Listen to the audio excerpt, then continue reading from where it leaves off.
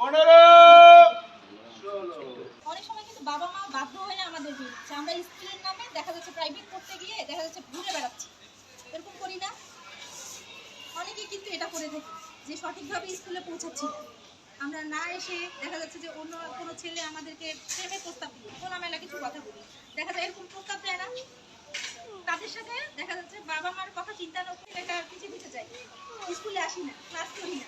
তারপর কি হয়, এক পর্যায়ে আমরা বাসায় না বলে পালিয়ে দিয়ে ওই ছেলেটাকে বিয়ে করি, সে আর ভালোভাবে নিবে না। তখন কি হয়, সংসারে অশান্তি হয়।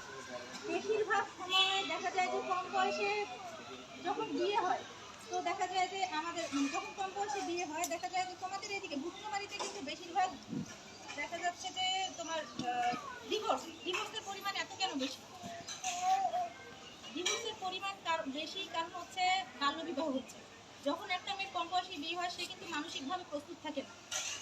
এখন আমাদের পড়াশোনা করার বয়স, খেলার বয়স, সেই সময় যদি আমাদের বিয়ে দিয়ে দেয় তখন দেখা যায় যে আমাদের সংসার করতে কি ভালো লাগবে? খেলাধুলা করার বয়সে কি সংসার করতে ভালো লাগে? সংসার জীবন ভালো লাগবে না। তখন স্বামী সন্তান কিছুই ভালো লাগবে না, সংসার কিছু ভালো লাগবে না, তখন বাবা মাকে এসে বলবো যে আমি সংসার করবো না, আমাকে ওখান থেকে নিয়ে আসো, আমার ভালো লাগছে না। এরকমটা হয় না?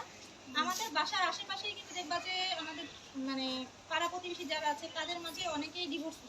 কেন? দেখবা যে কম বয়সে বিয়ে হয়েছিল, স্বামী সংসার ভালো লাগে না, চলে আসছে। তোমার এখন বয়সটা কি? পড়াশোনা করার বয়স। পড়াশোনা করবে, খেলবে, এই গ্রামীণ যে আবহাওয়া, মাটি, মানুষের কাছাকাছি থাকবে, আনন্দ পাবে। পড়াশোনা শেষ হবে, কর্মজীবনে প্রবেশ করবে। তোমার সামনে উজ্জ্বল ভবিষ্যৎ। তোমরা হচ্ছ এই দেশের ভবিষ্যৎ। সুতরাং মাদকের দিকে ধাবিত হয়ে নিজের জীবনটা নষ্ট করবা না।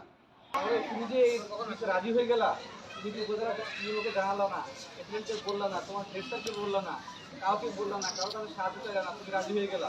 তোমার এই বয়সটা আসলে ভুল করার বয়স। তোমার কিন্তু জানাইতে হবে সবাইকে, হ্যাঁ? তুমি যে ভুল করলা, তোমার সারা জীবন তোমাকে একবার কষ্ট পেতে হবে।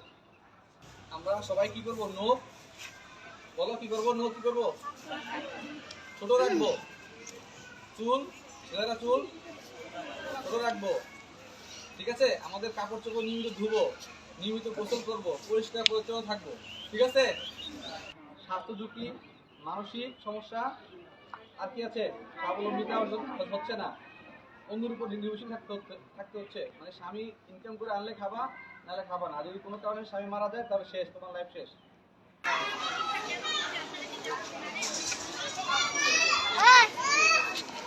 ঠিক আছে।